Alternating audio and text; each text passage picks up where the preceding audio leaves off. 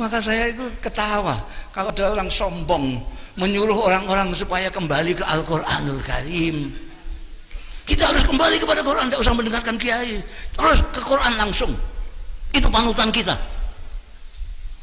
Ternyata yang dimaksud Al-Quranul Karim oleh dia ini dan sebangsanya itu Quran punya Pak Lukman ini. Quran terjemahan Kementerian Agama.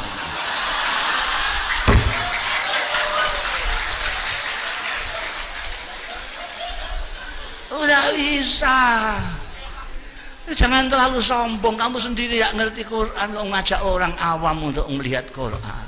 Mbok yang tawaduk seperti ulama-ulama kita itu, Imam Syafi'i, santri-santrinya bikin buku pinter. Beliau-beliau yang melihat Quran, yang melihat sunnah hadis, lalu bikin untuk orang-orang awam yang tidak sempat atau tidak bisa membaca Quran dan hadis supaya bisa segera sholat, dibikinkanlah sulam safina, sulam taqib dan seterusnya. Ini lebih saya hargai daripada yang petentang-petentang suruh kembali ke Quran tapi tidak mau ngaji. Kalau benar konsekuen mengatakan kembali ke Quran, ya ngaji. Tidak bisa tidak ngaji, hanya mengandalkan Qurannya Pak Lukman, tidak bisa. Itu ada ilmunya. Al-Quran itu ada ilmunya banyak sekali, banyak sekali. Ada ilmu bahasa Arab, lughah ini ada gramatikanya, nahwu, sorof. Ada balaghah ini ada badi, ada bayan, banyak sekali. Ada ilmu tafsir, ada, itu banyak sekali yang diperlukan untuk mengetahui bukan hanya isinya Al-Quran tapi keindahan Al-Quran. Kalau melihat Quran Depak itu cuma mungkin ngerti satu persatu maknanya kalimat, pengertian secara utuh nonsen, apalagi melihat keindahannya belas. Makanya kalau kita lihat agamawan sekarang kok sangar-sangar karena tidak ngerti Quran. Lihat wajah beliau itu, apa ada yang sangar itu? Kalau ini masih ada lumayan lah yang sangar.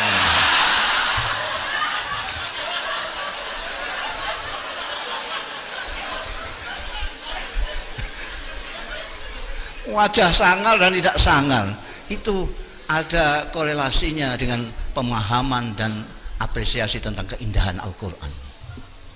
Anda kalau tidak tahu keindahan Al-Quran, muka kamu mesti sangar. Pandainya soal agama sekalipun kayak apa. Jadi kiai-kiai pesantren sejak awal mempelajari ilmu-ilmu yang diajarkan di pesantren ini untuk mengapresiasi Al-Quran, untuk memahami Al-Quran dan memetik keindahan Al-Quran.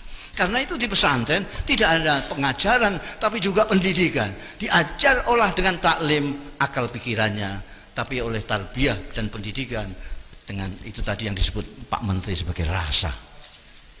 Santri tidak hanya terpelajar, dia keluar harus menjadi orang yang terdidik, pintar tapi berakhlak. Karena apa? Sumbernya dari Al-Quran. Sampai numpuk saya itu kadang-kadang sejengkel karena sombongnya itu. Kembali ke Quran. Dan yang dijadikan rujukan itu Quran Kementerian Agama. Saya seringkali menyontohkan bahasa Arab saja, bahasa Arab, lughah saja. Belum kita bicara soal balaghah, bada', bayan, ma'ani. Dari lughah saja. Orang Arab mengatakan qoma zaidun. Sampai hitungi. Orang Arab mengatakan qoma zaidun. Orang Arab mengatakan zaidun qaimun. Orang Arab mengatakan zaidun qama. Orang Arab mengatakan Zaidun yakum. Orang Arab mengatakan inna Zaidan yakum. Orang Arab mengatakan inna Zaidan qaimun. Orang Arab mengatakan inna Zaidun qama. Orang Arab mengatakan kana Zaidun qaiman. Sudah berapa ini? Ini bisa Hamzah teruskan banyak sekali. Dan orang Indonesia hanya memaknainya dengan Zaidun berdiri.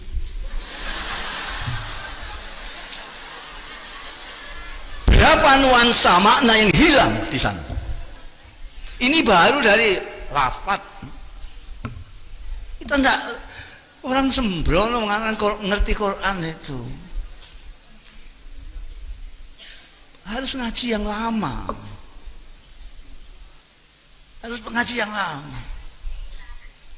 Apa itu katanya alala tanalul itu ada terusnya yang lama itu apa artinya?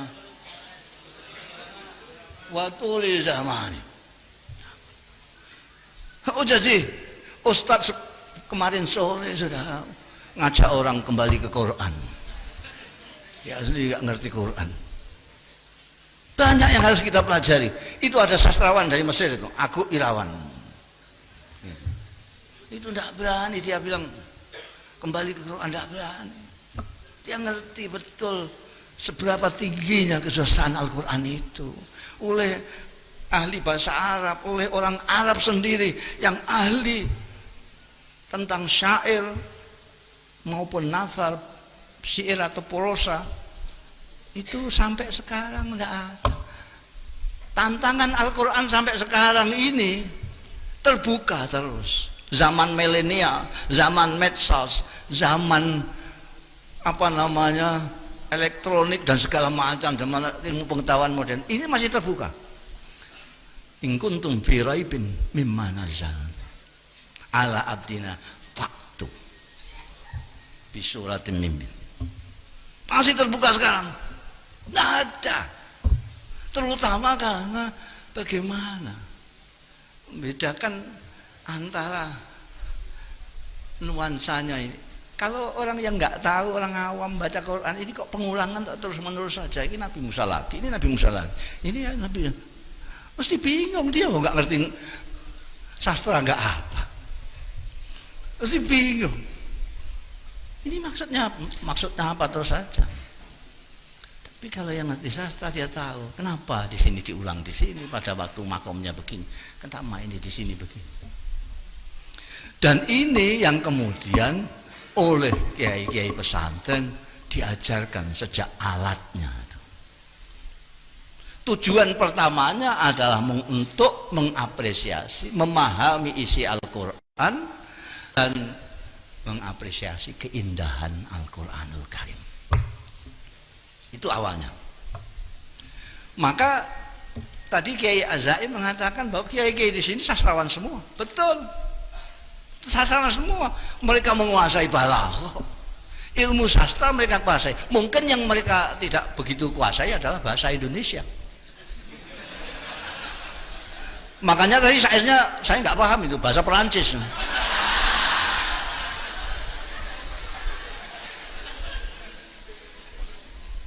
Kalau santri-santri yang seperti Aku Irawan dia menguasai bahasa Indonesia, ya bisa bersastra-sastra. Kiai Zawawi Imron dia ngerti bahasa Indonesia, dia bisa bersyair dengan bahasa Indonesia. Tapi ayah saya pakai bahasa Jawa, mbah saya pakai bahasa Arab. Kiai Hamid Pasuruan itu dijuluki sejak ditermas, mau tidak ditermas sudah dijuluki adib. Adib itu sastrawan karena beliau menguasai ilmu balaghah, badi', bayan, ma'ani. Itu Kiai Abdul Hamid Pasuruan.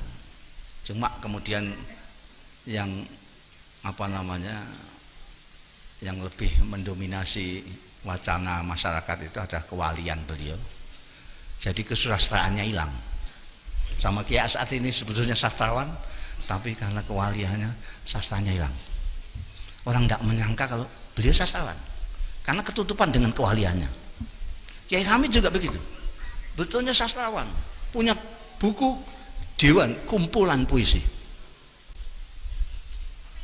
tapi ketutupan kewaliannya. Itu kebalikan saya lah.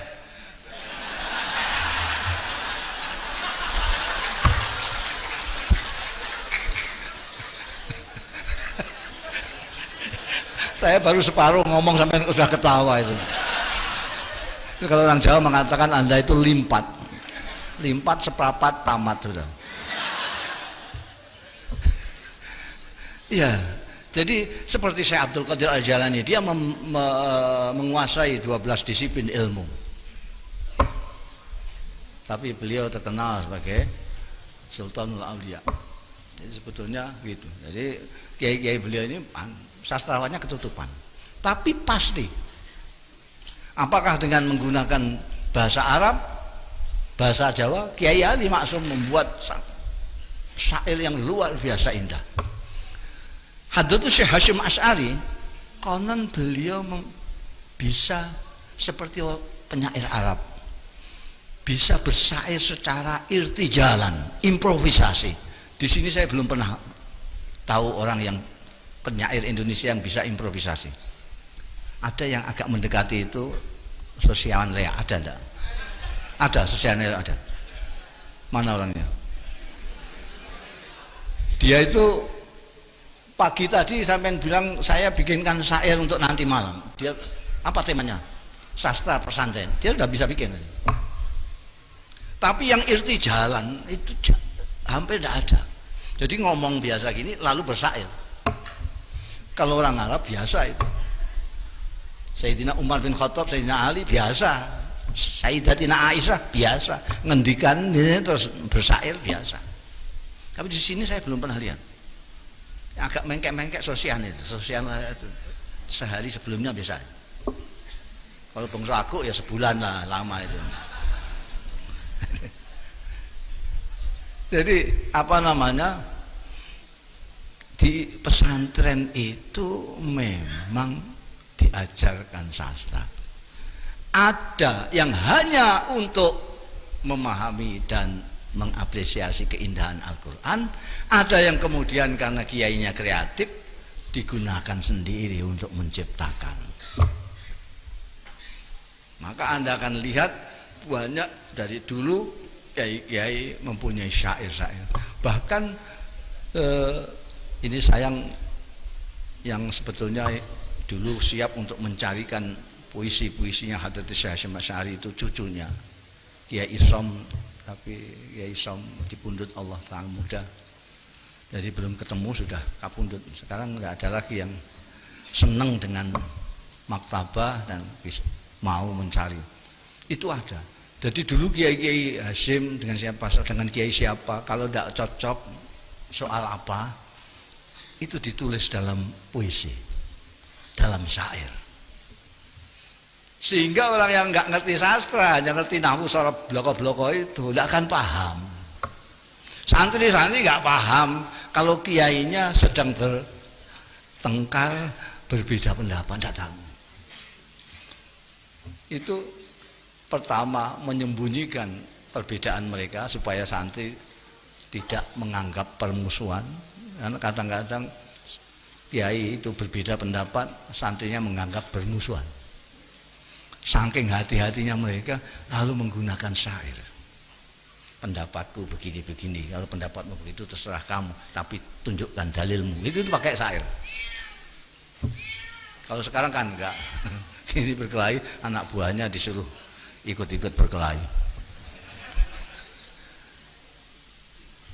Jadi sangat pas sekali seperti yang disebutkan oleh Pak Menteri tadi, bahwa muktamar ini muncul idenya dari pesantren. Dan sekali lagi pesantren memandang sastra ada seperti sastra yang ditunjukkan oleh Al-Quranul Karim yang mengalahkan semua sastra yang ada. Bukan hanya muatannya tetapi keindahannya.